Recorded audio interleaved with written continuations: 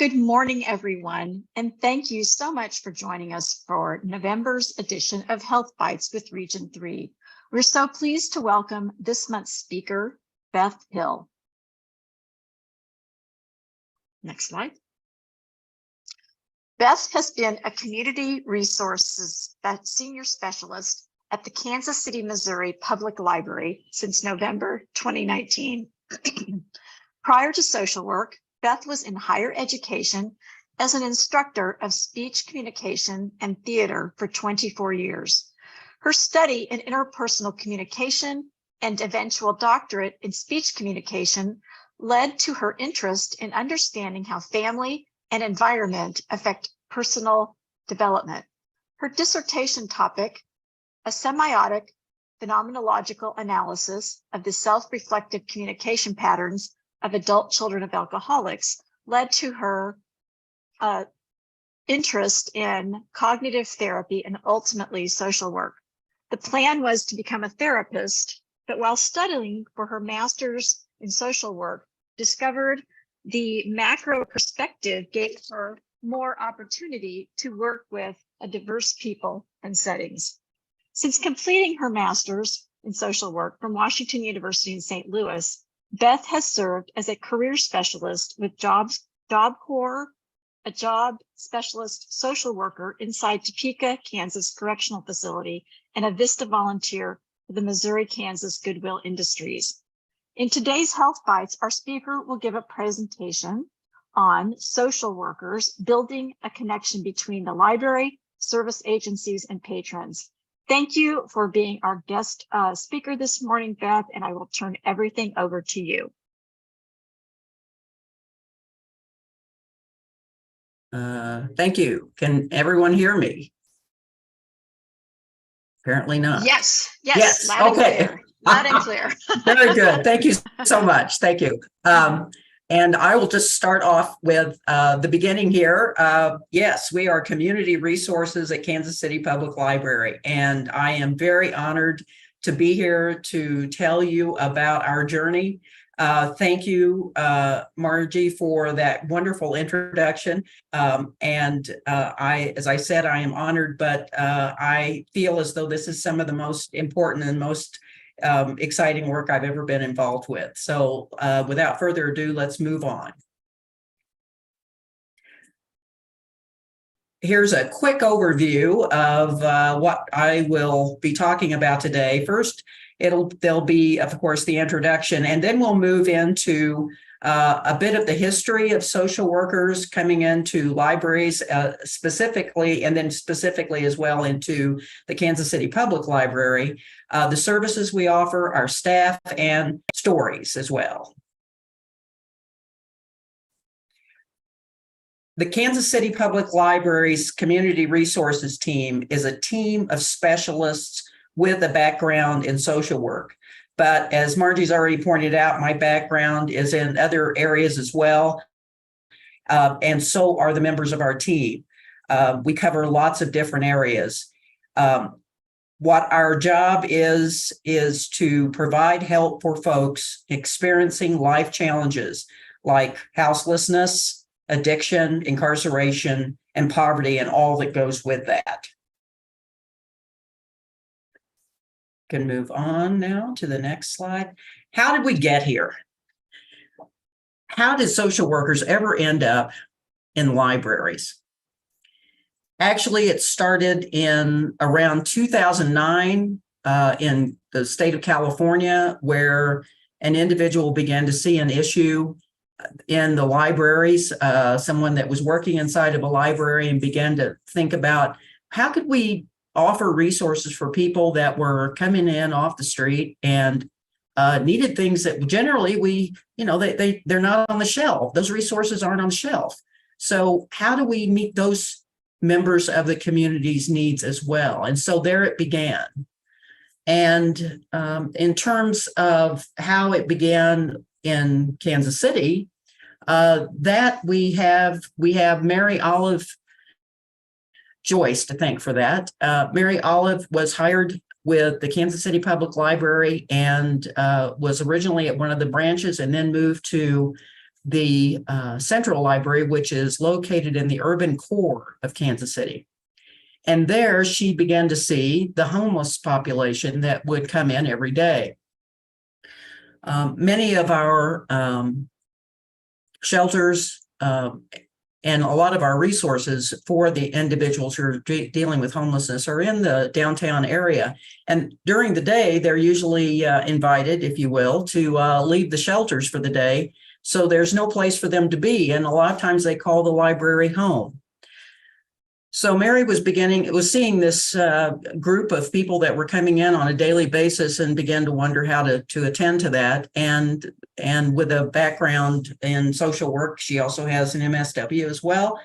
She began to put those pieces together and thought about bringing those resources into the library. She also took, in deference to Mary, I'll say, I'm not sure if I've got all of this piece together, but she also took a group of people and they went to Denver Public Library to find out what Denver was doing. They were already starting a similar program, and she wanted to find out more about how they did what they did. So she took along other leadership team members to Colorado to learn about that and brought back that education and began the process of starting a program at the Kansas City Public Library. And let's move on to the next slide. Here's a timeline for you. In 2015, Mary started off with an AmeriCorps VISTA volunteer. VISTA, for those of you who may not be familiar, is Volunteers in Service to America. And those individuals can work on building capacity in programs. They don't do direct service, but they could do capacity building. They can help develop a program, which is exactly what she was trying to get done. And in 2016, the first MSW practicum student began, who was also an AmeriCorps VISTA volunteer. In 2018, that role became a community resource specialist.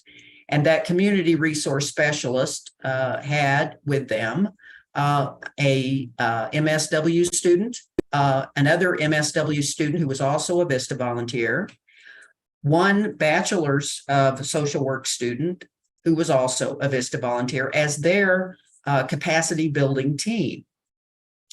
And in 2019, the community resources specialist became the community resources senior specialist. And I fortunately became that person in 2019, November. And also another role was created, who is now Kelly Berry, as the community engagement associate. Along with that, the team also included 2 Masters of Social Work students and 1 Bachelor's of Social Work practicum students. And of course, in 2020, what happens, of course, is the pandemic. And at that point, and I'll talk a little bit more about that in a moment, but things began to change. We created a community resource service desk, which I'll explain more about in another slide. And we also hired a third person for our team. That individual is Sarah Escondon, and she is the community resources associate. We also had 2 Masters of Social Work practicum students on our team at that time as well. Can move on to the next slide. Thank you. What is our vision? Our vision is an interconnected and collaborative network of library staff, service providers, and patrons who seek to address life challenges. And I'll talk a little bit more about that collaborative network as I get into looking at the ecosystem and the advocacy piece in just a moment. Our mission statement.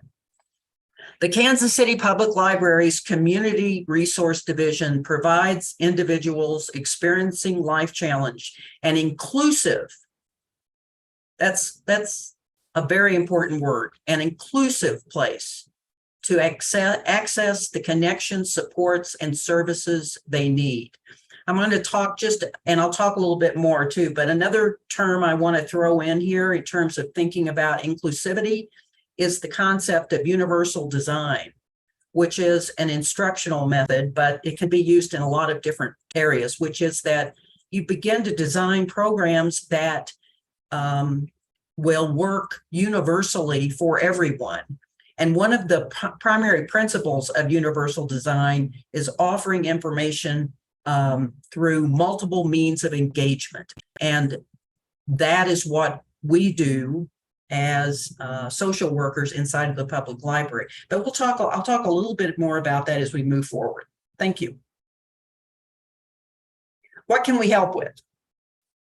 We make referrals to helping agencies. We are not caseworkers. Now, I will admit that there are individuals that come into our office who regularly come into our office and that we've built friendships and relationships with, and that we do help them on a regular basis. So if somebody was looking from afar and looking in, they'd probably say, I think you're a caseworker. Well, there are times when I suspect we've become that, but our objective is always to make referrals and move our patrons, direct them to the experts in those areas that they need assistance with.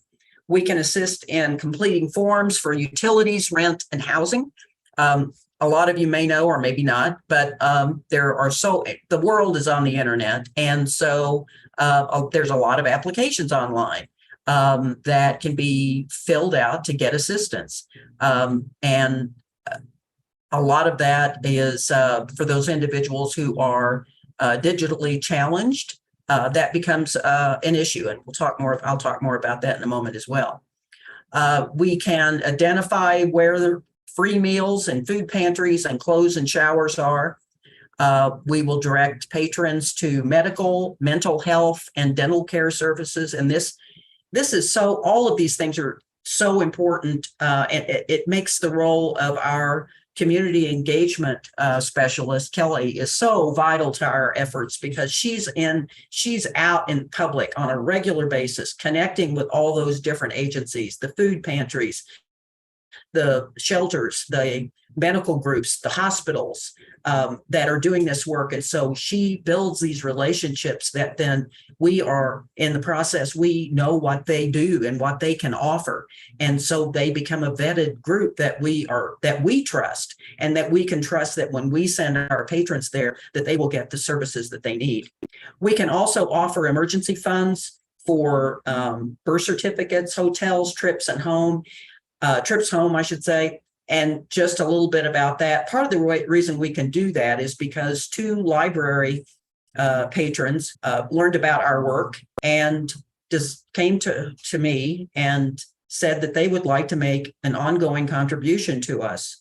And they do this on a yearly basis now, and they give us $10,000 a year so that we can do things like buy people's birth certificates, which is imperative in trying to get your ID. And we can offer hotel rooms in a pinch. We don't make a practice of that, but when people are really sort of really struggling, or maybe a couple of days away from getting into their new home, or maybe they're on their way to go home, but they've got another night in town before they get on their bus, we can help out with that. And we've also sent people home as well.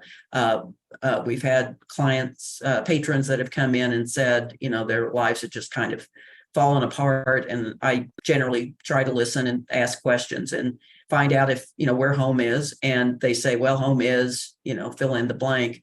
And I said, is there a place there for you? Is there someone to be with? Well, yes. And can you get there? Well, no, I don't have the funds for it.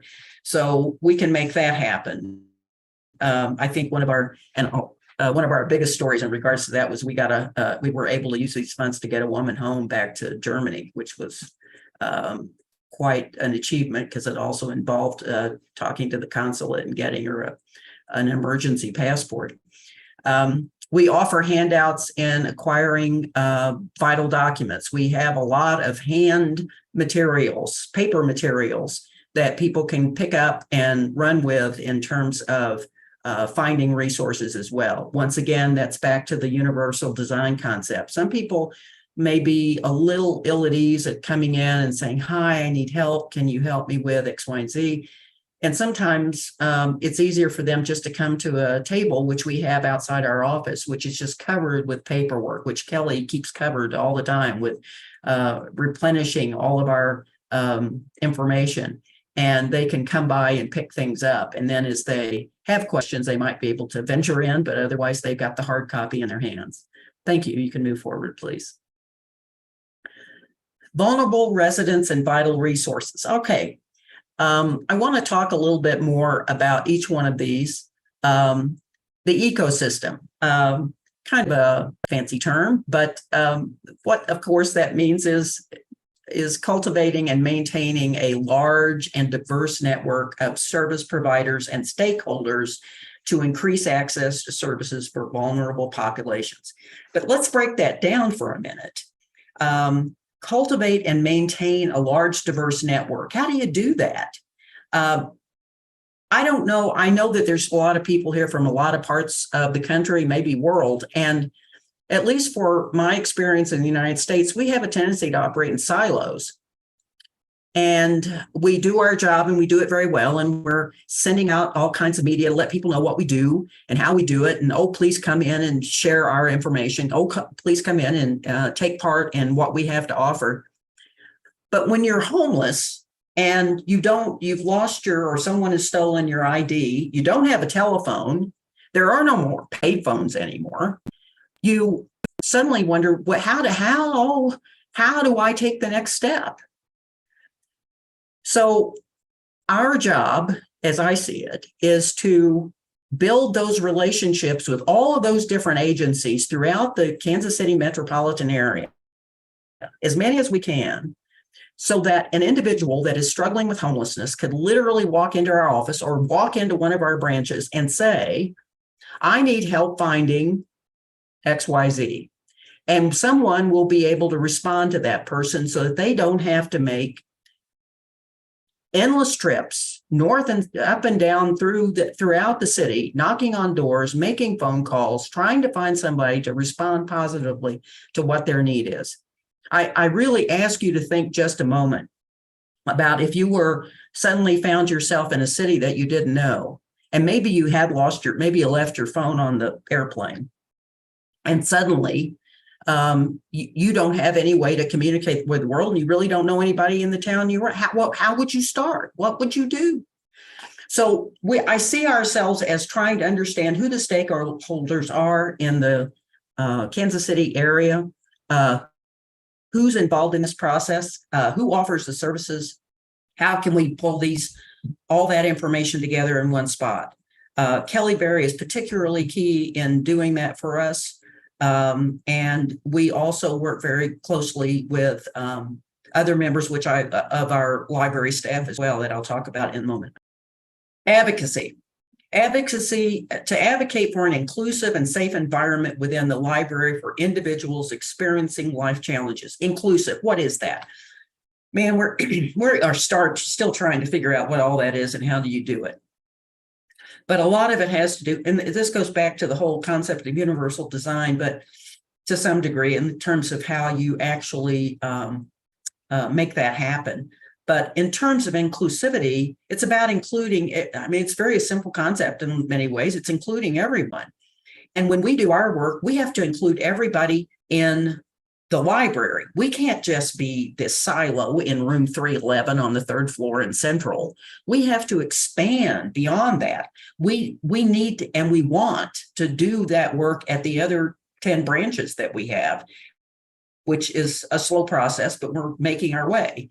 But we also need to be involved and connected with all of the frontline staff, the ambassadors who serve as essentially our guards, if you will, but they really are very friendly people that meet the public and sort of help them and address issues that may come up that may involve police, but hopefully not. We need to be involved with senior leadership. We need to be involved with every element of the library because all of them are dealing with individuals who are struggling with homelessness. All of them do. So what's involved in that plan of inclusivity? In some cases, not everybody's a social worker. Not everybody's had trauma-informed care training. Not everybody has universal design training in their background or even been teachers. But most everybody can learn about basic mental health steps to learn how to possibly identify and respond into crisis situations.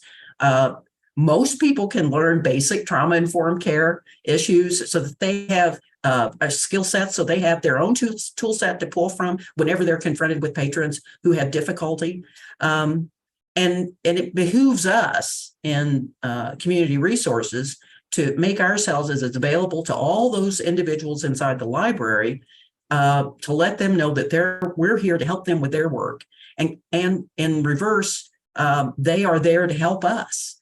And I feel very comfortable in that we have managed to do that, and we continue to work. I mean, this is an ongoing thing. It does not get done and then you put it aside. You continue to nurture and support and stay involved, not only with the people that we're working with on a daily basis, but in terms of our patrons, but also with all of the people that we work with inside the library system.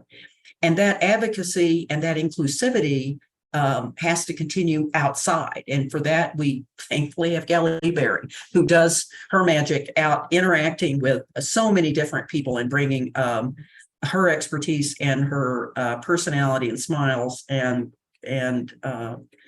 to all of those individuals as they interact with her.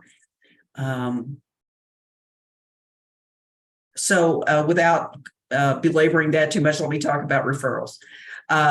We conduct outreach, information sharing, and referral services, which are targeted toward patrons experiencing those life challenges. That's largely what we do. And again, that referral process, we vet all of our agencies. We know who we're sending people to. In a few moments, you're going to see another slide that shows the street sheet. And the street sheet is a wonderful document that we collectively put together during the beginning of the pandemic, largely for our clients who are our patrons who are homeless, to help them know where to find places like someplace to get a test for COVID when the vaccine came out, or where they could get their hands washed, or where they could get a shower, or whatever. And so we were updating that thing every week. Now we update it quarterly, but in that document are all of the agencies that we work with, not all of them, but many of the agencies. And we also have documents that are designed for each one of the branches that offer resources that are within walking distance of those branches, so that our patrons who may not have transportation can walk, although we do have a generally good transportation system in the inner city. Unfortunately, the bus system is still free. But referral services are key to our work. Let's move on to the next slide. What are the activities? How do we, what do we do in regards to our work to put a front face on that and engagement with the patrons? We have a couple of different, of course, there's the outreach visits that I've talked about with Kelly, that Kelly does on a regular basis. We also have monthly what is called Coffee and Conversations. And this is something that happens the fourth Wednesday of every month. We invite a member of one of the agencies that we have working with that is interested in talking with our patrons about a particular topic that has a particular significant connection with their lives. And we offer coffee and lots of breakfast treats. And the speaker comes and talks for about 15 or 20 minutes. And then we open it up for questions, but we also invite representatives from many of the agencies that we work with to also be there. And here we are on this big floor in the library, and there's all of these tables with table toppers that identify the agencies. And so our patrons can go from table to table to table and interact with the agencies and get help right on the spot as well as learning about other programming from our guest speaker and getting treats, getting books, getting maybe some clothes that we might have, getting hygiene items, getting socks. And so that happens every fourth Wednesday. And then at around the holiday time, we always have a special event for the holidays as well. In regards to our services, as I said, we offer direct public services at Central Library, which is in downtown Kansas City. And we have peer navigators at one of our branches. Now, peer navigators, very important and very exciting. This is a pilot program. And this, again, is something that started way back when Mary Olive went to Denver, and she learned about their peer navigator program. And what a peer navigator is an individual with lived experience, meaning that they have fought their own battles with addiction, with homelessness, with mental health issues, and they have somehow found a way to manage that, and they have now become trained as peer specialists. They have special skills to deal with crisis situations, to de-escalate crisis situations. We are now in the midst of a pilot program, which has been funded by the Health Forward Foundation. And we have 3 peers that are at the Bluford branch, which is, for those of you who do not know anything about Kansas City, is one of our branches that is in a part of Kansas City that is quite poor and has a lot of traffic in terms of individuals that are in need of services, particularly homeless and other people that are dealing with life challenges. We have peer navigators that are there, and with their expertise, they can de-escalate a potentially violent situation, or maybe just a very upsetting situation, so that that person can help that person become grounded emotionally, so that they can begin to help them understand what the resources are that they need, and then begin the process of getting them connected to those resources. Ultimately, we would like to have peer navigators at all of our branches, but it takes money and time and people. And so we're working in that end. But peer navigators are critical, are another very important resource for our patrons. We also have phone lines. But earlier I mentioned no one has, there aren't payphones anymore. And so what is someone to do when their phone has been stolen? And believe me, that happens a great deal. And they are without a phone. You suddenly become disconnected from the world. So we have started the process now of putting in phones in each library and branch that are available to the patrons for at least 20 minutes. After 20 minutes, it's cut off. And so if they really have things like they've got to call Social Security and be on the phone for 45 minutes, if anybody's tried to call Social Security and ask a question, I can assure you, you will be online. You will be on the telephone for at least 45 minutes to an hour before you actually talk to a human being. So in those cases, we invite them to come into our office. But most of the time, for most people's needs, that phone line makes a big difference. The street sheet, as you see on the flyer there on the PowerPoint, is the copy of our street sheet. You see it's updated quarterly, as I mentioned. And you can get that, and I'll show you the website that you can go to, and you can download your very own street sheet at any time. It is in English and Spanish. And it also offers our information about our office and our hours, when Coffee and Conversation is. It occurs on as I said, fourth Wednesday, as well as hotline numbers. And then the pages, it's a trifold. And so it opens up and there's information about where to get food, where to find shelter, of which is quite minimal in Kansas City, unfortunately, and as well as other general resources. I see too that my colleagues are putting in the link for the street sheet. Thank you, Mary Olive. And so this has been a terrific resource.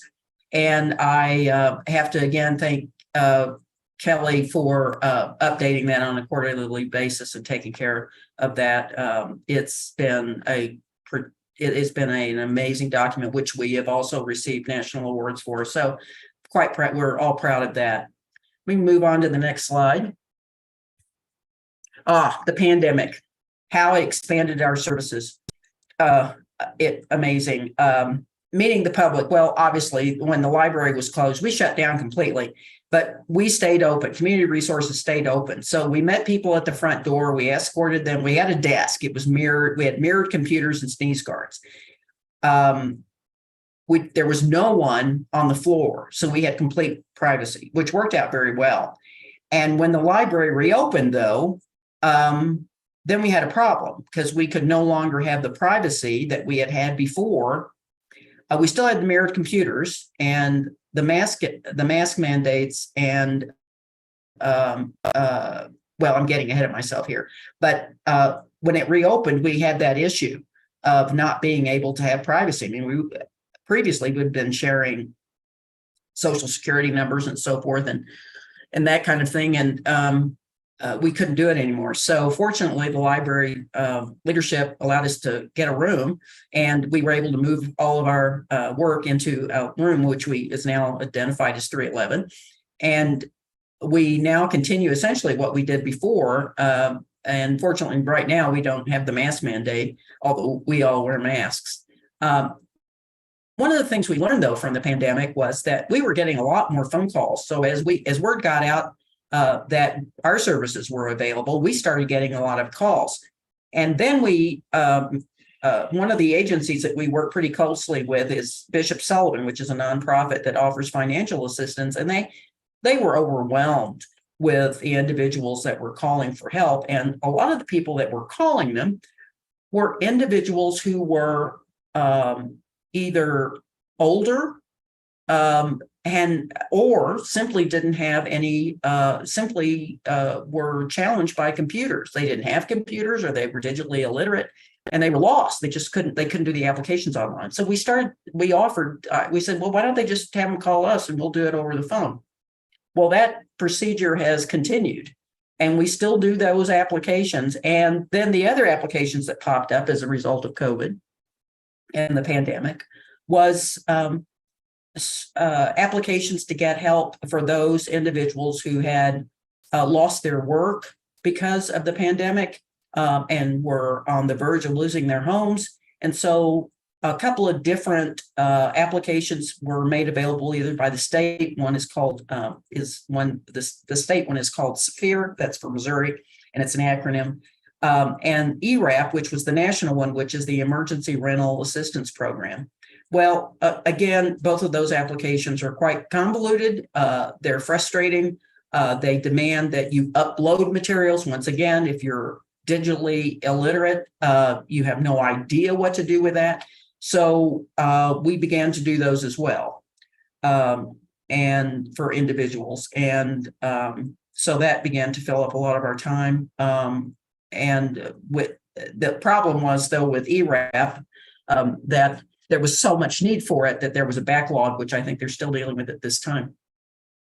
Another population, and as I've mentioned, that other population, as I said, is digitally challenged.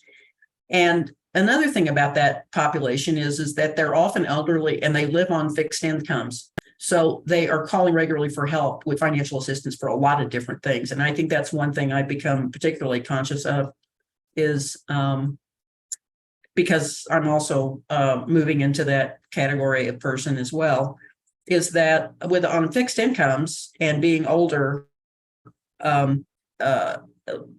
knowing where to turn when you need assistance, particularly if you're without family and you're sort of on your own, you may have some health issues. That becomes a very difficult place to be.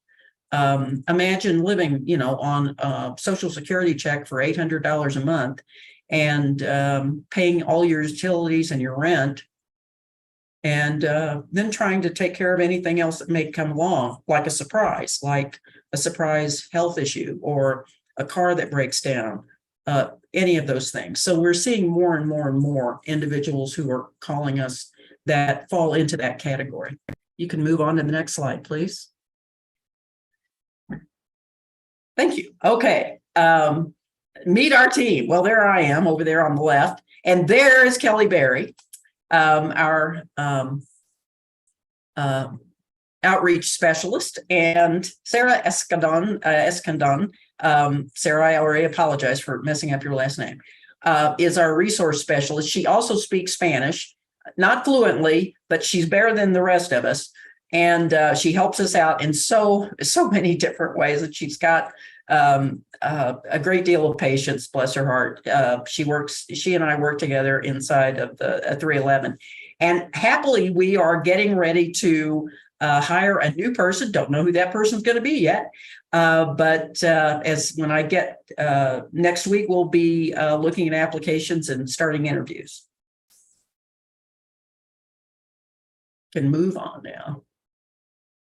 And I should say with that last slide, we also continue to have, I'm a field instructor, so that we have students from a lot of regional schools that come in and do their practicums with us as well, which is it's a major support for our work. We've also had VISTA volunteers as well, and our AmeriCorps students who have been with us as well. It helps in our capacity building. Our monthly, our stories and our future. Monthly contacts. Think, how many people do you think, this is a rhetorical question, how many people do you think we see a month or talk to on the phone in a month? I am surprised to say that we see about or talk to at least 200 people a month. That number's been kind of steady. It's been close to 200 a month. I suspect if we had more people working on staff, we would be able to probably talk to more. But presently that's the number that we see and interact with. A few stories. There's so many stories to tell. But I'm going to focus in on one. I guess it was a month or so ago, we had a call from a woman who sounded as though she was barely breathing on the phone. And she told us that her electricity had just been shut off and that her breathing machine had stopped working. She was using an inhaler, she told us, and she needed help getting her electricity back on so her breathing machine would come on. And she had just gotten out of the hospital. So we were struggling to figure out what the best way to get her electricity back on. And so we did a three-way call. Sarah's great with three-way calls and on all of that technology. She's a whiz with that. We got a three-way phone call with the electric people and started talking about what this woman's status was in terms of the bill. As I see that my time is clicking away, let me just suffice it to say that as we were on the phone and talked with the people at Evergy, which is the electric people, we made the decision then and there to use some of the Flynn funds that we had to pay this woman's electricity bill. As soon as it turned out, they were able to just simply turn on remotely her electricity back on. And as soon as they did that, we could hear the woman's machine come back on, and she took an enormous breath of air and she was breathing fully again. That's what we can do sometimes, and that's what that money makes available. But that we've got lots of other stories too. And those are some of the things that we can do to help people make lives a little easier, sometimes in critical situations. Finally, and some future goals. As I said, we are hoping to add an additional staff, and we will continue with our interns. We continue to collaborate with the community reference team, which is another team that we are a part of, which includes health professionals, career professionals, people with backgrounds in legal and civic life, entrepreneurs. We can work with them to develop further programs. We hope to be working in the future more with our digital core team, which will be working with us to help our patrons who are digitally challenged. Our peer navigators are we hope to have those at additional locations, and we want to act as a model for other libraries. Thank you. So again, thank you. That's my name. There's our website. Be sure to go there to check out the street sheet. And if anybody's got any questions or want to give me a call, feel free to use my email there or give us a call at 816-701-3767. Thank you so much for letting me share all of this. It's an exciting time. It's also it's a overwhelming time too. It's as well, but I'm very glad that we can do the work we're doing. Thank you so much for listening. Thank you very, very much, Beth. That was just really inspiring. I'm just amazed at all the work that you do. So we do have some questions in the Great. chat. So I'm going to back this up because they've been kind of populating those through your talk. So one of the first questions is, do you suggest that we take the mental health first aid course? Yeah. Yes. Immediately. Do it. That's it. That's an easy one. Good. Yeah. Okay. Terrific. Here's another question. This is about the phone lines. So Yeah. Are your phone lines monitored by staff? And if so, are there any issues with phone use for illegal activity? Well, that's part of the reason why they can only talk for 20 minutes. Okay. The phone, at least our phone is, and the way most of those phones are set up in places where staff can see them, as it turns out, our phone is just outside our door. So if someone is abusing the privilege and they're talking, like just waiting the 20 minutes and then calling again and calling again and calling again, and that happens, we will ask them to, leave the phone for a while and let somebody else come and use it. So we don't really monitor it that closely. No, we don't. And we haven't had a lot of issues with it. Great. Thanks for that. All right. So here's another question. So did you run into any opposition from the city as to duplication of city resources when establishing the community resources service? So this is more like budget wise. Oh, no. No, I mean, I've got lots of opinions about all of that and I won't share them, but I don't, no, there's been no opposition. They've been very supportive, at least, and I think in Kelly's interactions with the city council, we work pretty closely with the guy that's in charge of trying to end homelessness in the city. They've all been incredibly supportive of our work, and we are also involved with the Kansas City Coalition to End Homelessness. We're heavily involved with them. So we're in touch with the folks that are the movers and the shakers of the city and trying to respond to that situation. So no, there's not been any pushback. That's great. So that's good to know, because it's nice to have cities and the city offices and libraries working hand in hand. So this is another question. It's kind of do you have a suggestion? Okay. So suggestions to get buy-in from your city to have services offered at a public library. Okay. Suggestions for how to get, buy-in. Okay. I hear you. Yeah.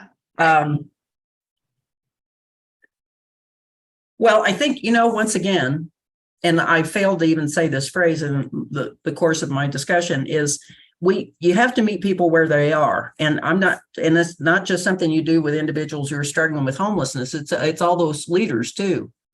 So you meet them where they are. So that means you may not know where they are. So ask them questions about what are their concerns? What kinds of things do they want? What do they want in their city? What are their concerns for their population, for their community members? What kinds of things do they want? How do they plan to make those things happen? And learn first what it is that they are doing and what they want to do. And then with that information, you can begin to say, well, look, let me show you. Let me show you the kinds of things that we can do at the public library to help make some of those things happen. And the other thing too, which is I see repeatedly, is that, documents like the street sheet that we update on a quarterly, but there's a lot of cities that put together those kinds of documents, but they don't have people that are that are updating them. They make them and they put them out there and they feel good about it and they look nice and they're slick and all of that, but you pick them up and you call a number and that doesn't exist anymore. It's useless. But we are in a position where we can update and put those things together, and so that they are viable on a regular basis. So that's another piece of it. But I think you really have to understand what your own community is, what are their hangups? What are their concerns? And then begin to move that way. Thank you. So we've had a question or two about, getting funding and budgeting. And I know in Kansas, where I live, libraries are funded in different ways. So the question is, do you have any suggestions on buy-in or budgeting, or how to approach the city or county, to fund a program like this? I know you are a separate, you're your own taxing district, but just some ideas for our librarians trying to get a program like this funded. Well, I think one of the things you can do that's a pretty doesn't cost a lot is to think about bringing on AmeriCorps or Vista volunteers as capacity builders. And if you've got an idea about something you'd like to try and you want to sort of establish the foundation for it, what you probably need is more people so that you can make all that stuff happen. And that's a really great way to start that process, is to think about engaging with AmeriCorps and Vista volunteers and get something started, and then begin to see, okay, what's working? What does our community need that seems to be what we want to develop more? Once again, you got to know who your community, you need to know your territory, as cliche as that is. Know your territory so that you know what kinds of resources you need to make available to them. And then that will give you direction in terms of what kinds of grants or funding that you would like to have. I mean, that's how we got to the Health Forward Foundation, was because we wanted to do peer navigators, and peer navigators had to do with mental health. And that took us down that road. But first, you got to start the process. So I'd really recommend, looking at Vista volunteers and AmeriCorps members to get you started. Great. We also have another question from a new social worker.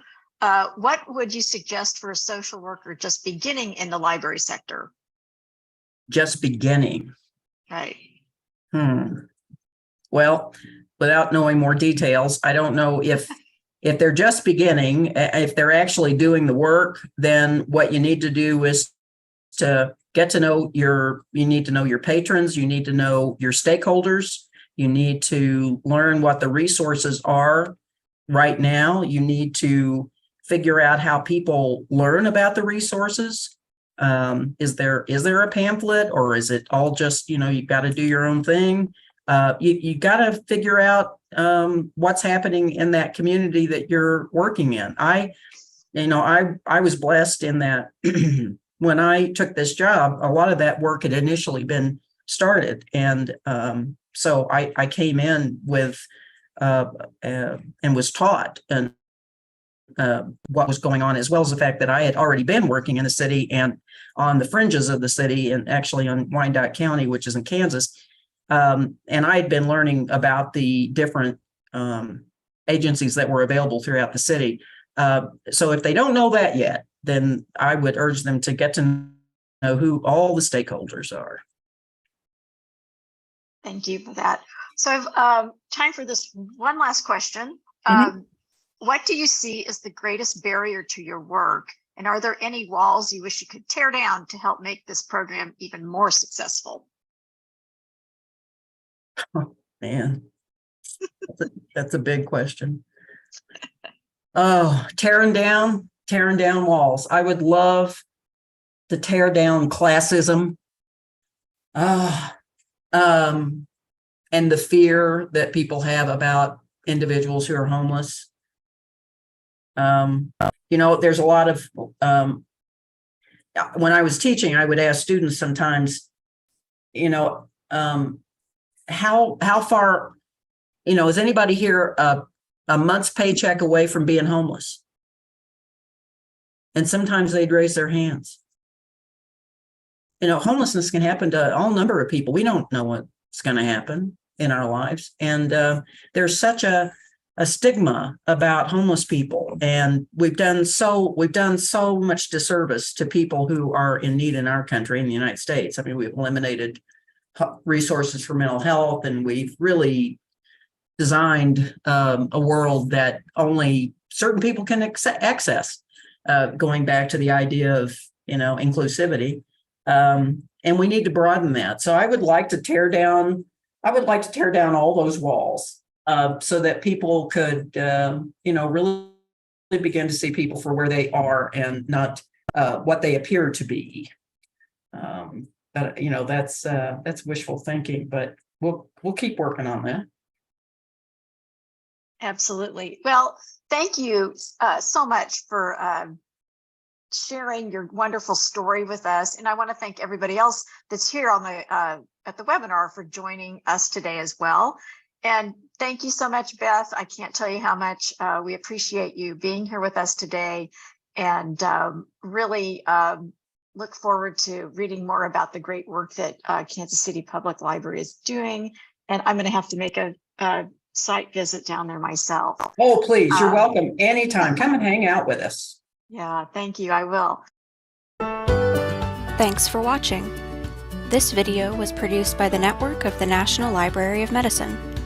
Select the circular channel icon to subscribe to our channel, or select a video thumbnail to watch another video from the channel.